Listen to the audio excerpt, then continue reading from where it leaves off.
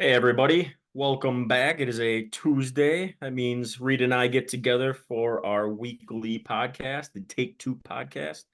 We Hey, are your two Toon. brothers. I am Jameson Frame. I'm What Reed do you got? Frame. Sorry, my bad. What was going on over there? I'm Reed Frame. Oh, all right, all right. Yeah, that's me. Today we're going to be talking about the NFC North, one of the more competitive divisions. The way I have it broke down, going to be an exciting one. Fight to the finish. A lot of good teams in this one. I 100% agree. Yeah. I got like last week we talked about how I had the Texans going to the Super Bowl and winning the Super Bowl. We hinted to it last week that we both had a team in this division going to be playing them in the Super Bowl. I also mentioned that we had different teams in this division, so that'll be interesting to break down and kind of Yeah. dive into why we think that. This is gonna be a fun episode. It's gonna be fun. This is gonna be fun. All right, I'll let you start with your Super Bowl team. Yeah, so I have the Green Bay Packers making the Super Bowl.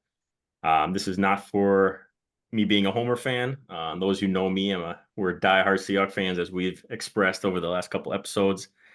It pains me to say that I think the Packers have a extremely well put together team this year. A lot of youth, a lot of talent, great coaching. I think they have everything they need to make the Super Bowl this year. I just don't have them winning it over the Texans. As much as I agree with you, I just hate the Packers, man. Um, yeah, this team, it's an amazing team. I hate the Packers as much as you can definitely tell my rankings. I know you're going to be behind the Packers. In my rankings, I'm just like, yeah, I don't think they're winning this game. They probably might, but I was definitely biased looking back on it. But this team, it's an amazing team. It's very well put together. Yeah, I mean, starting from top down, right? Coaching. You got Matt LaFleur, who has been a great coach that they got there. Really picked right up with Aaron Rodgers, started rolling, lost Aaron Rodgers. There was a lot of question mark going into this last year with Jordan Love. Nobody's seen much from him. Is he going to be able to pick up? Is he going to be any good? They gave him that contract extension before last year. It was kind of a mystery. Why are they doing it? Turned out to be a great deal. They're talking now about him being the highest paid quarterback or player in NFL history coming up here, getting more than $55 million a year before the season starts. Yeah. I know I said this last year, but I feel like that highest paid player in NFL history, it literally is changing every week, right? I don't think it's that big of a deal. Like Jordan Love is going to get it, and then some other quarterback's going to come in and get it. It changes every week. It changes every month. It's kind of crazy, I think, and I think it's ridiculous that they make this big deal and then it changes next week, and they make a big deal about that and it changes next week. So, yeah, he's going to get a payday. Yeah, he had 1 year of success.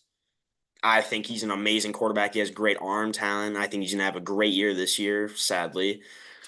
But highest paid player in NFL history, whoop de doo. That's all I'm saying.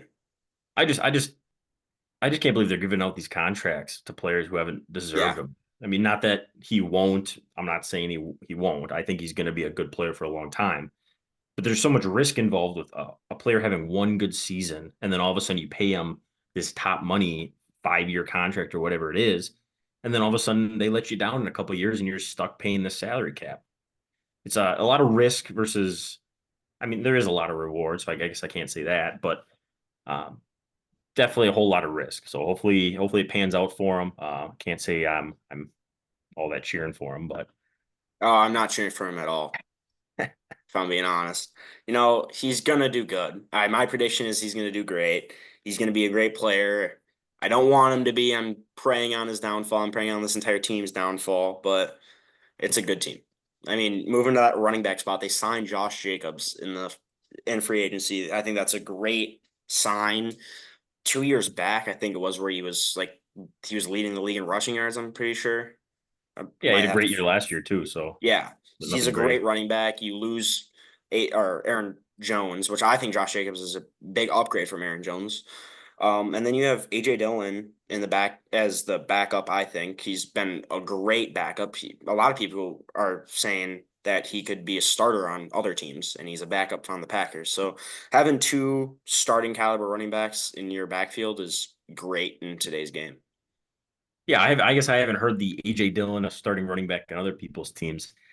The running back that I have heard some hype around is Marshawn Lloyd, Yeah, rookie draft pick in the third round. I think talking about Josh Jacobs' contract a little bit, he's on a 4-year deal, but they can get out of it after it's kind of a 1-year basis kind of a deal.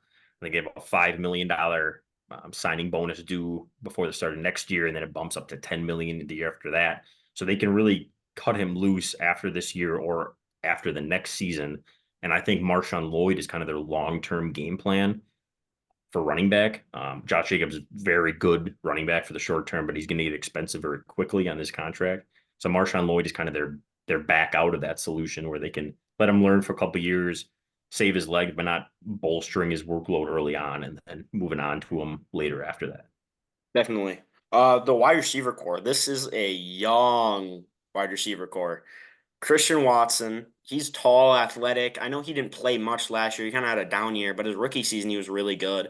Romeo Dobbs, he's been pretty consistent all 2 years, 3 years he's been in the league. I think it's He's been three, quiet in the league. I mean, I think it's his third year, I want to say. but he's been pretty decent, right?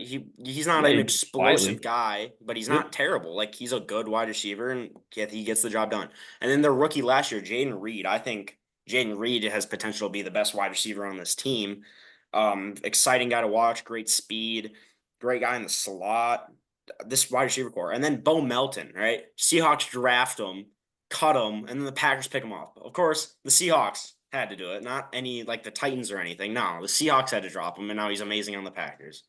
And don't forget about Dontavius Wicks. Great Dontavian returner. Wicks. Sorry. The praise that I've heard from him about in camp is he reminds Matt LaFleur of a young Devontae Adams, is what he said, which is crazy high praise for a guy, That's for a insane. young receiver. So yeah, like you said, just loaded with young talent. I think they have. I mean, their offensive line is good too. They've bolstered it with their first round pick Jordan Morgan. He played tackle at Arizona, I think, at college. They're going to slide him into guard, or at least for the first couple of years, just get him to playing time, bolster up the offensive line. But I think they have this basically a 3-year window here where they can do a lot of damage in the NFL. It's going to Yeah, really depend on this Jordan Love contract, but I think this 3-year window for sure. this you said it right when we started talking about the Packers. It's a young team with a ton of potential and a lot of power. It's a scary team, man. It's a very scary team. Extremely scary. Moving to the defense, I am a big, big fan of this linebacking group. I love these I linebackers. figured you would. Just to touch on, Edrin Cooper, I think is one of the best picks in the entire draft. As much as I hate the Packers, as much as I was screaming at my TV when they took them or took Edrin Cooper, he's going to be an amazing player. You got Quay Walker, again, who another guy I loved. I wanted the Seahawks to take. Wanted the Seahawks to take Edrin Cooper, and now the Packers have both of these guys. So, like, it just makes me insanely mad. Two amazing linebackers. You got Rashawn Gary, who's an amazing rusher. Yep. I would say, honestly, I would say he's the best rusher on this team. I mean, Kenny Clark. Yeah. Preston Yeah, I would Smith say would have been Devontae Wyatt, more of an interior pass rusher, but you're talking straight edge rusher. Gary's got it all. I mean, he's definitely their best. I'm surprised Preston Smith is still on this team, if I'm being honest. yeah. Older, a little more expensive. I kind of figured they'd cut him loose and kind of go younger with Lucas Van Ness, but I was gonna say you got Lucas Van Ness sitting in the back on the depth chart. Put him in, yeah, man. He was a first round pick, I'm pretty sure, right? his first round pick last year. He was a first He's round more like pick. he's more of a defensive end than Preston Smith is. I mean, they're switching from a 3-4 defense to a 4-3 defense. So they had to bolster up on linebacker, and you really saw this because they drafted two of them. You had Edrin Cooper in the second round. You had Tyrone Hopper in the third round, later in the third round. So back-to-back rounds, they're scooping up linebackers that can compete for starting roles right away. Quay Walker, like you said, he's already their interior green dot linebacker who's going to be calling the plays for that defense. The other position that they really needed was safety. They let Darnell Savage, who we talked about last week, going over to The Texans, I think. Yeah, it was the Texans.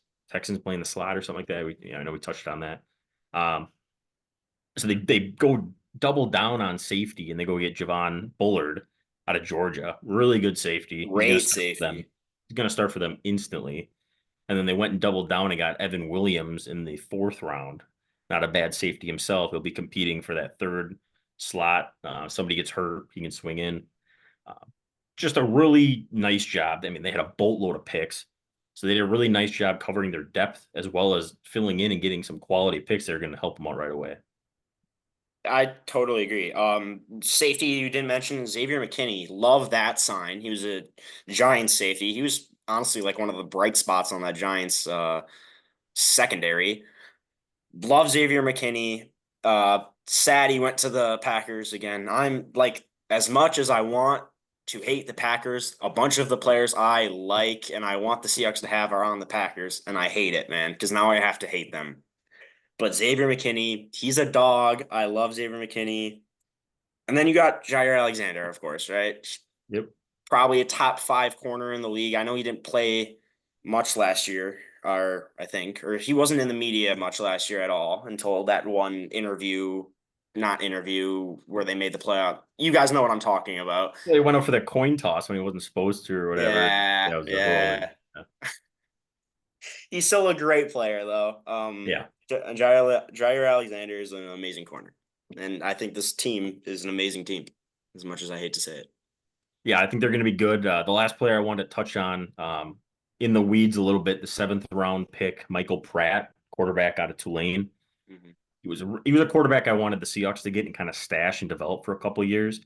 I think he has the potential to be your low end starter slash long term backup quarterback, similar to a Ryan Fitzpatrick, um, your Chase Daniels, like you're just career backup quarterbacks that can come in and play a game and just kind of keep you in the game.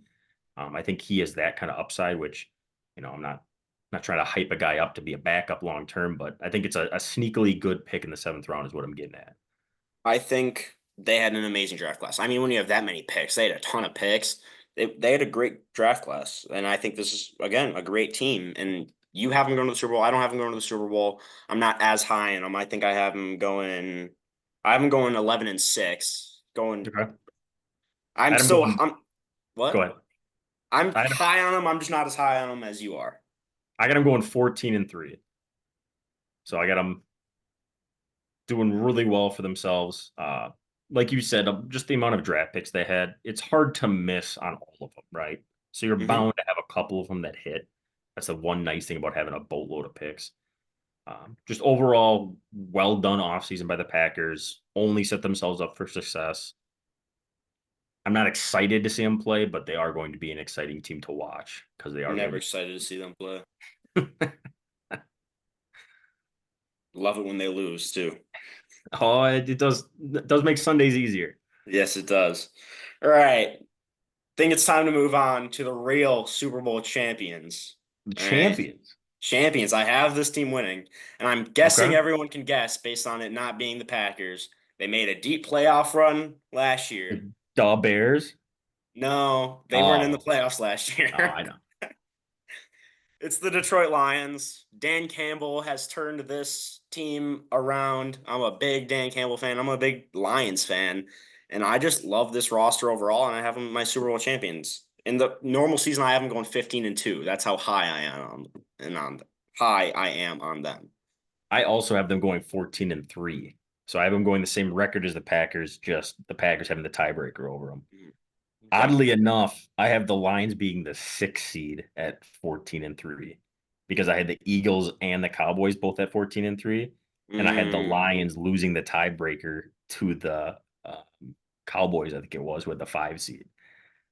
So I have two 14-3 seeds as the 5 and the 6 seed. yeah, interesting playoff bracket there. Some powerhouses. Yeah. But this roster, oh, this offense is so oh, I just love this offense. You got Jared Goff, who he's always been. Whenever someone told me like he's an average quarterback, I'd say Jared Goff. Jared Goff, I feel like, is the definition of an average quarterback. He's gonna throw 30 touchdowns a year, right? Almost every year he's going to throw 30 touchdowns a year. And he's probably going to throw more than 10 picks a year, right? He's not going to throw less than 10 picks. He's not going to throw more than 20. He's not going to throw too many picks. He's not going to throw zero picks, right? He's an average quarterback, and you can depend on an average guy. And that's what the Lions are doing, and I love it. Running back room. You got that 1-2 punch with Jahmyr Gibbs speed, and then you got your David Montgomery power. I love this offense. Wide receivers, Amon-Ra St. Brown, a little bit slower, great route technician, great hands. Jameson Williams, amazing speed. Just, the guy is literally the Flash. And he had the gambling issues rookie year. I haven't really seen much of him, but Jameson Williams, I think, is a dog. And then you got Khalif Raymond, who I think is a underrated receiver. I just love this offense, man. Yeah, I can tell. You just went on a rant there just to Gets hype me him up. excited. That was good. Lions. Yeah, yeah. I'm glad. Well, I guess I'll start with Jared Goff. I feel like I'm in the same boat. I feel like I'm the one who told you that whole Jared Goff is the kind of the average quarterback No, thing. it was me. It I was kind of me. want to take credit for that one because I feel like I've been I think saying I'm it for a taking long credit for time. it. I'm taking credit for it. All right. Anyways, looking at his stats for the last couple of years, you're you're dead on. He's throwing minimum like 3,500 passing yards up to his best season, which was 4,600. So he's at that 35 to 4,500 passing yards, somewhere in there every season. So call it 4,000 passing yards. His worst season passing that he played a full season, he had 19 touchdown passes and 8 picks. So basically 20 to 30 touchdowns with anywhere from 7 to call it 13 picks. Like I feel like that is like the benchmark for a quarterback. If you're going to be a starting quarterback and be like good, those are the numbers that you have to hit. And Jared Goff hits them every year. I So agree. 100% agree that he is like these last couple years. I think he's been like borderline like good, like top like borderline top 10. Like he's right there from bunching into the top 10. Mhm. A lot of that has to do with, like you said, the team that Dan Campbell's put together, the offensive coordinator that they have, Ben Johnson, I think. Um, the team's just exciting all around. Young receiving course, speed. Amon-Ra St. Brown, one of the best receivers in the league. Offensive line is in really good shape. And last but not least, the one thing I want to touch on for sure is this running back room is the bee's knees. This is the literal ideal situation that you want to have for running backs. Like they are like the top. Like you have your speed, your thunder and your lightning, right? Everybody always says you want to have a 1-2 punch. This is what you're trying to accomplish. You got the David Montgomery, who is good enough or fast enough to break off a couple runs here and there, but can drop the plow and be your bruiser when you need him to be.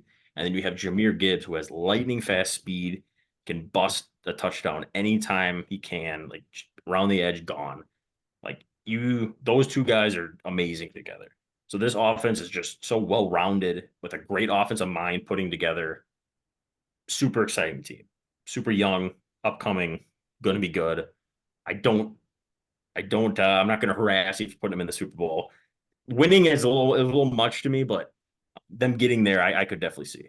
I think they're winning it, and it's one reason. We didn't touch about him, but I love him, and I know you know exactly what I'm talking about. His name is Sam Laporta, aka Sam Lagoda, okay? Because he is the GOAT. I am the biggest Sam Lagoda fan in the world. I'm literally saying it without even realizing I'm saying Lagoda, man. It's literally what I call him. But Sam Laporta, love him. I hated seeing him. I think it was an ACL tear or something happened to his knee. Hated seeing him get hurt. Um, but he's coming back this year, bigger and better than ever, and he's going to be the best tight end in the league. Calling it now. I'm calling it right now. Sam Laporta will be the best tight end in the league. I could see it. The year that he had last year, the offense system that he's in, he could definitely do it. He stays healthy. He's got the potential. He's got the offense to do it. So I can't hate on that too much. Yeah. This defense. This defense, I feel, is underrated. If you look at it, it's a lot of underrated guys that Dan Campbell has put together, and they're just dogs. They play together, they play as a unit, and it's a good defense. Um, Biggest name on the defense, man. Aiden Hutchinson? Absolutely. Yeah. Aiden Absolutely. Hutchinson is your biggest name on this defense. great pass rusher, great defensive lineman. I think he's a very underrated defensive lineman, doesn't get much love. There's I mean, this is a stacked league for just edge rushers. I mean, edge rushers are a big thing. You got Micah Parsons, Myles Garrett, TJ Watt. You got a lot of good ones. And I think Aiden Hutchinson is right outside those. I think he's top 7, top 6, in my opinion. Yeah, Aiden Hutchinson is a beast. He's awesome. Great young rising star. Great at getting to the passer. The problem is he doesn't have a lot of help getting to the passer on this defense. They are a run stopping defense through and through. Great linebackers that can come up and cover the run. Decent at pass coverage as well. So you're not hurting yourself much to there. But apart from Aiden Hutchinson, what Marcus Davenport is your second best pass rusher on this defense. Josh Pascal, John Kaminsky, I think he's a run stuffer. James Houston's a younger pass rusher, but just not a lot of well-known guys. Maybe they're gonna blossom this year into some great pass rushers, but I'm just not seeing a lot of big names and guys that are gonna help them with the pass rush. Now that being said, they do have a good young core of cornerbacks and safeties put together here to help them cover. They knew that cornerback was their weakest spot going into the draft, and they immediately took care of it with their first and second round picks. They went and got Terry and Arnold. I believe they traded up over the Packers to get. Correct me if I'm wrong. I might be wrong on that. But they got Terry and Arnold in the first round. Great corner. He's going to start for them right away. He was my cornerback 1 in this draft. Great pick for them. Can't believe he fell as far as he did. Then they went up in the second round and got Ennis Rakestraw Jr., another corner that I think has the potential to be a starting corner in this league. He's going to compete with Carlton Davis, Emmanuel Mosley. I thought something happened with Mosley. I didn't think he was on the team. Oh, it was Cameron Sutton. Never mind. Emmanuel Mosley, Amik Robertson, and Brian Branch is in the slot too. Another great player from Alabama that Terry and Arnold is going to be playing with again. So that's not even touching on the safeties, but great defensive team put together here. Pass rush is my one worry for this team. And I think this defense is great. You touched on secondary, Brian Branch. You did mention I love Brian Branch. I think he's a Yep. great player. He tackles. He's a good ball hawk. He's a great safety. Kirby Joseph, another underrated guy. I think doesn't get much love. Another good safety. I think the secondary is a very good safety. You said that. Like you said, pass rush. It's not as good as I would like, but I think there's going to be a few step ups here on this defensive line, and I think this team's gonna blossom into Super Bowl champions. Fair enough. I'm excited to watch this team. I can't say the same about the Packers, but the Lions I am excited to watch. Got a couple fantasy guys on the team, so might be a little biased there. I have Sam Lagoda, if you guys couldn't tell. Yeah, we can tell. We can tell. All right, now we take, at least in my rankings, we take kind of a big step down. You said I'm this. Yeah, I'm interested to see how you have these two teams kind of shake up here in the bottom of this division. All right, I'm going Bears. I have the Bears in third. All right, what's the record? I got them 8-9. Really? I'm very low on the Vikings. I don't think JJ McCarthy is the answer, or Sam Darnold, whoever's going to start. That is interesting. Okay. You want to start with the Bears then? Let's start with the Bears. All right, what do you got? All right, first overall pick. I have in my notes right here, it's Caleb Williams. What else do I need to say, guys? He is the most, I don't want to say overhyped, but his expectation, he's coming in at the league at a rookie, and this is your normal rookie expectation. Everyone has hyped Caleb Williams up. His expectation is up here. Yeah, And but I look at the don't, offense he's in. it's an Look at what amazing they offense. look what they Don't put get me wrong. together. Like, you gotta have to have good expectations when he's in an offense like that. You're right, but everyone's saying he's the best QB prospect we've ever seen. Well, I don't think they're saying ever. He's basically the next best quarterback we've You're right. seen All since right. Andrew Luck, Trevor Lawrence. I think are the two that I've heard recently. Mm-hmm. But what I'm saying is, Caleb Williams is supposed to be coming in here. He has a good offense, great prospect. People are saying he's going to be up here. I'm thinking he's going to go up. He's not going to reach that point. He's going to come down. And since he didn't reach that point, he's going to get a lot of unnecessary hate. He's definitely at some point this season he's going to be getting a ton of hate. Yes. one of the two reasons though, either he's better. No, I don't see. I don't think he's gonna be better than expected because his expectations are so high, like you said. But I could see people hating on him because he's doing well and he's cocky about it. He's kind of got Mhm. that personality to him. So people are going to hate on him either for that or he's not going to do as well as people thought. And oh, I called it. I knew he wasn't going to be that good. He's just another bust first round pick. It's going to be one or the other. I don't feel like he's the type of guy that people are going to rally behind and be like, yeah, I love this guy, like a Josh Allen, like a Patrick Mahomes. I mean, he gets enough hate on his own too, but you know what I mean? Like he's a very polarizing person, so I feel like somebody's going to hate on him regardless. I mean, he's already getting hate and he hasn't even played an NFL game, right? Oh, absolutely. I see a lot of hate. And that's just what happens when your expectations are that high. So I'm not saying he's going to be a bust. I'm not saying he's going to be a bad QB. I'm just saying he's not going to reach the expectation we've set for him. I sent you a TikTok before where they said he was going to be better than Patrick Mahomes. I don't know if you remember that. And I was like, that's insane. This expectation is Yeah. way too high for a rookie QB. I guess, where do you have him finishing this year? Out of 32 quarterbacks, what number are you putting him at? I think he'll make top 20 for sure. I think he'll be pushing top 15.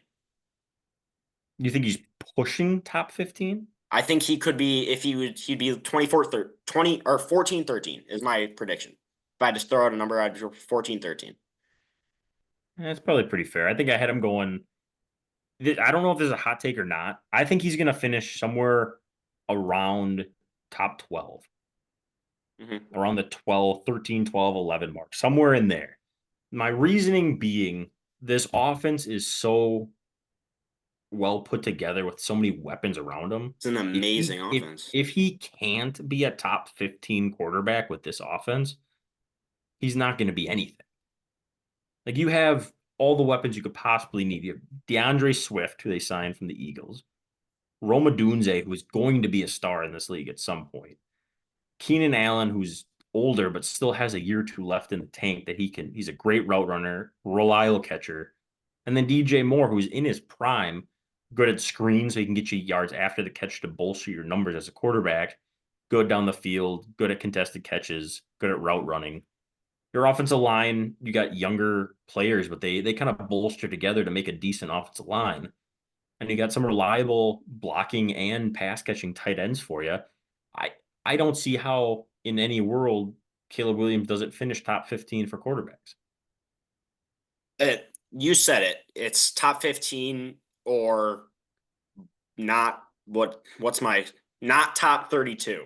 I don't know what the opposite of top is. Bottom Yeah, 32. yeah. There we go. Bottom 32. He's essentially going to be a bust if he can't make it work. It's a lot to say in 1 year. Like he's got 1 year to prove it, but this would be the year. He's got an offensive friendly system in Shane Waldron, who took Geno Smith to that best year of his career, the first year in Seattle.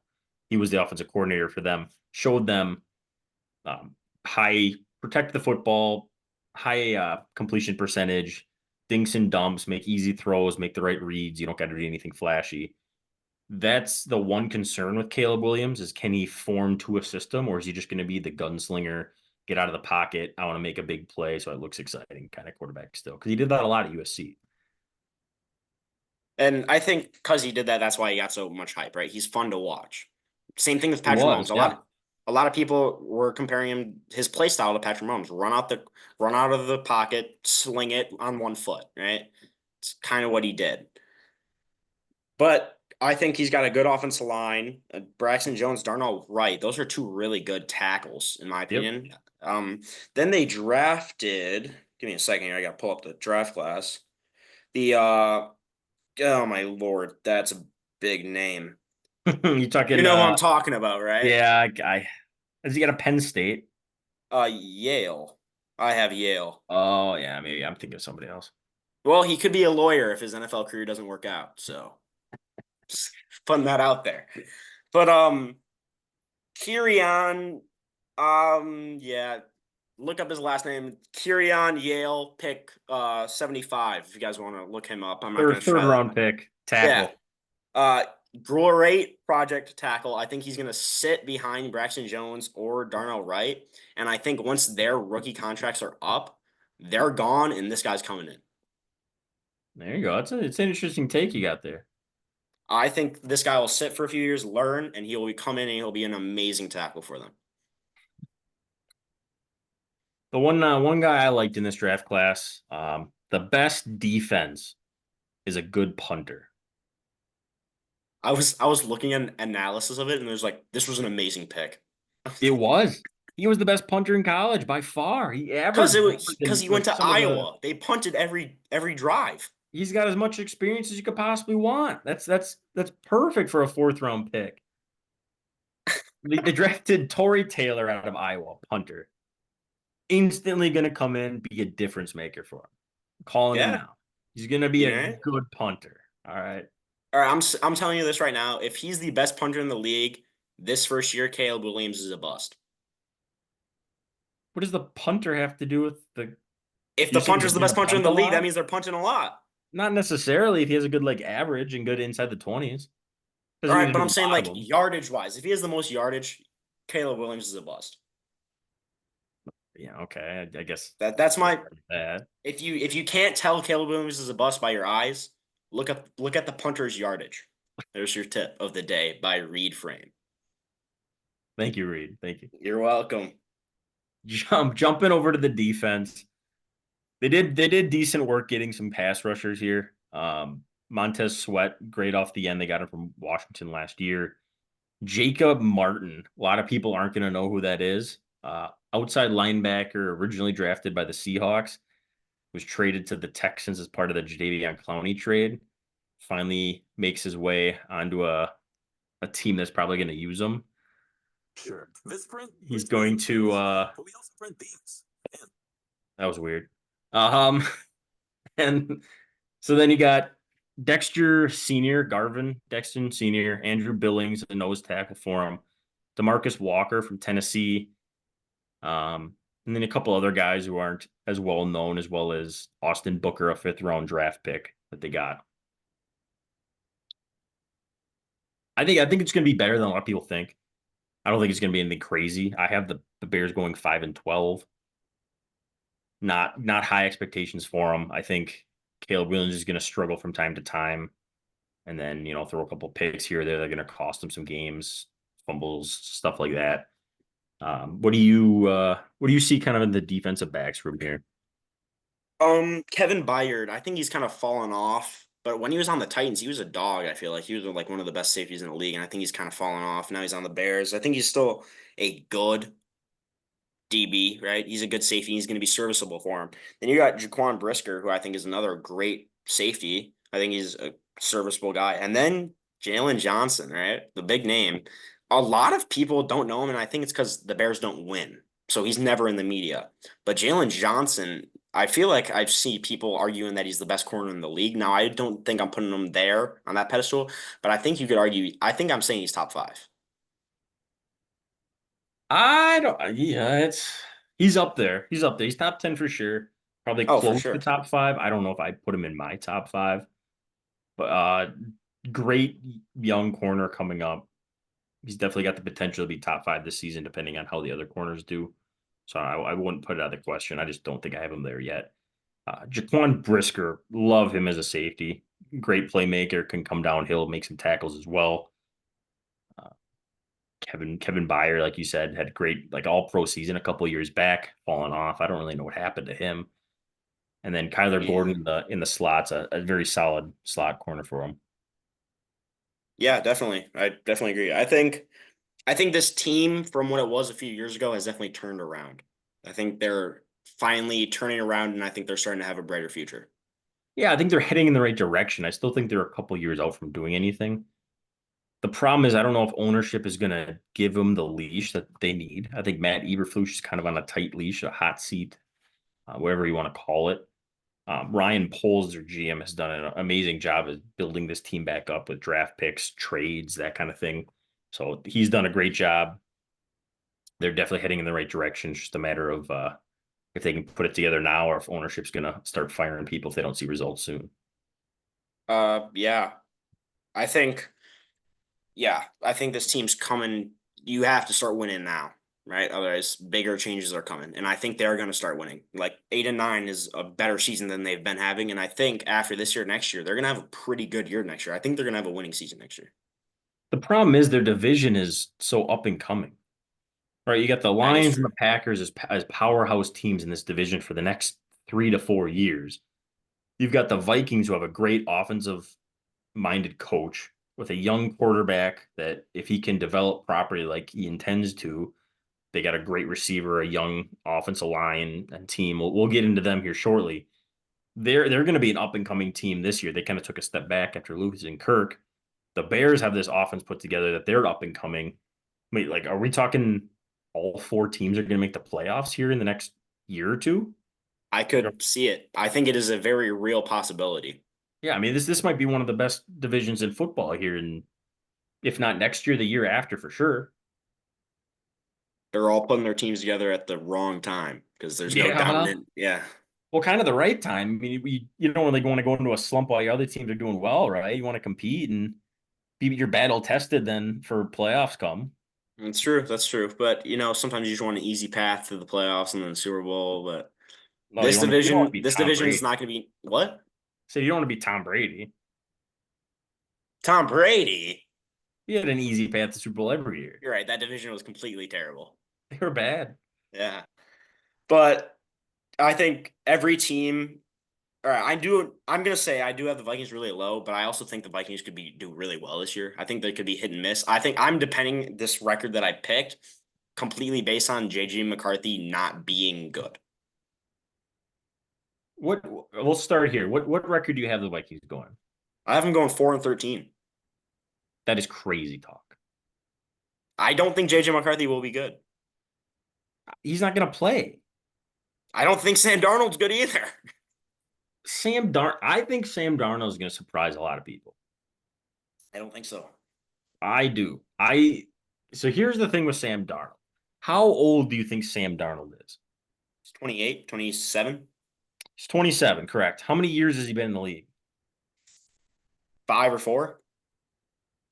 He was drafted in 2018. Yeah. Jeez. He's been in the league a long time. 6 years. He has 6 years of experience and he's 27 years old. Okay. He is still relatively young when you speak of the quarterbacks that were drafted this year. Definitely. Bo Nix is what, 24? Bo Nix is 24. Michael Penix is going to be 25.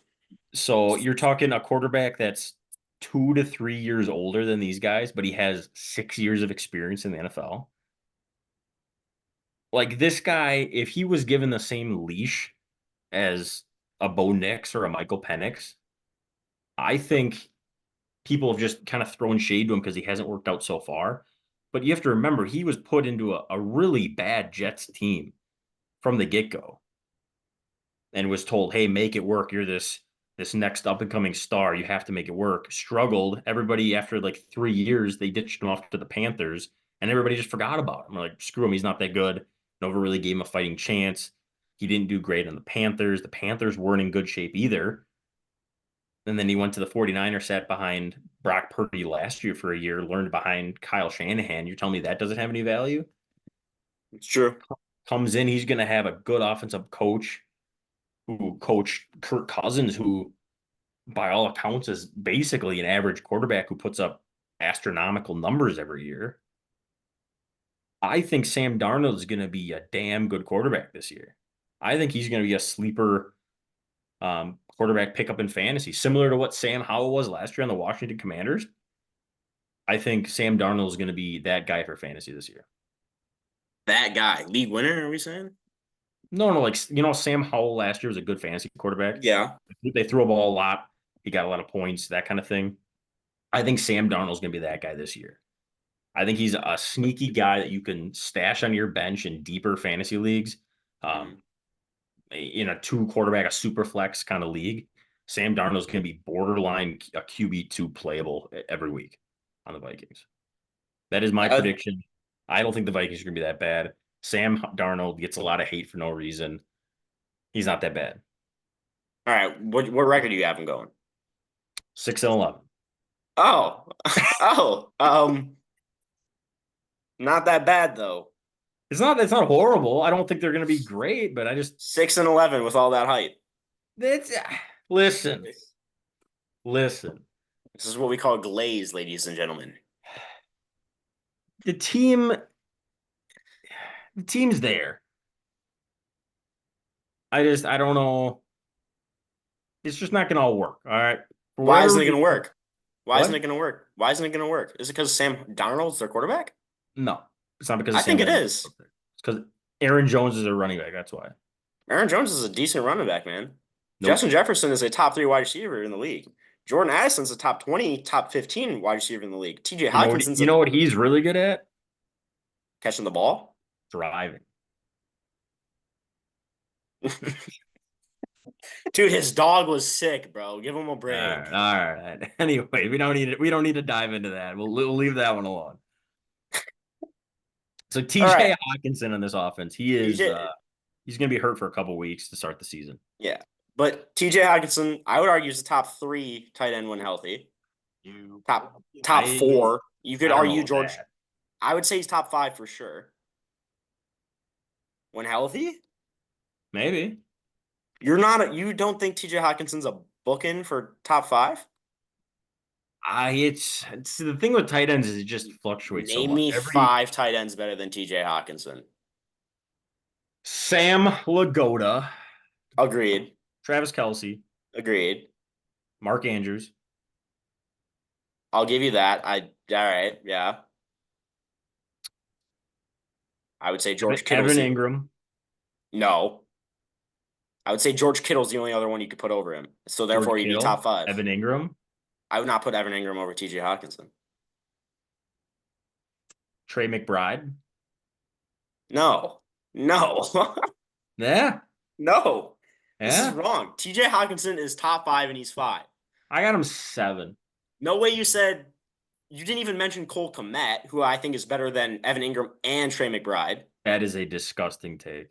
Cole Kmet's a good tight end. All right. We don't need to continue with this. Cole Kmet is not a top 6 tight end in this conversation we're having currently. There's not very many good tight ends in the league, man.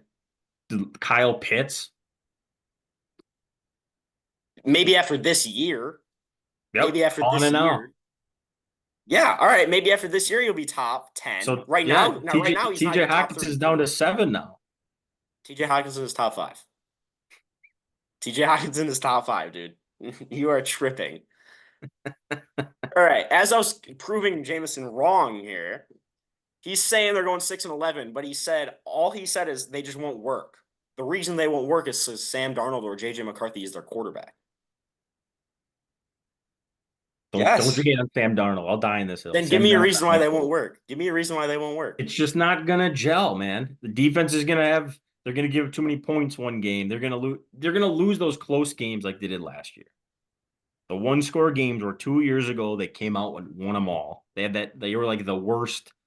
Whatever. Yeah, they were the most point differential or whatever. It's called. They had it was something crazy. And then last year they lost all those games. Every 1-score game they just lost them all. So I think this year, it's going to be something similar. They're going to keep them all competitive. They're going to be a good team. They just can't win games. If they can't, they miss field goals, then games. They can't come up with the final drive, like a random fumble that's just a fluke game. I just think who's not going to come up with a winning drive? What?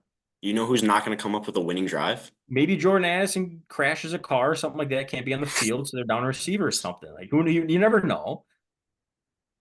Dude, his dog was sick, bro. Both times? Yes, dude. He's got I don't even know what's wrong with his dog, but he had to go visit him. My point is there's going to be something that happens that's going to hold them back. They're going to be a good, potentially good team. They just can't make it work for whatever reason.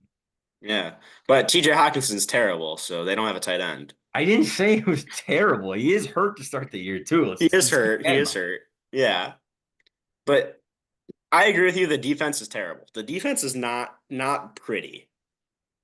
It's not very good looking. If I look at it, I'm like, ooh, yikes. Yeah. I was asking you if you had to choose what part of this team's going to make them lose.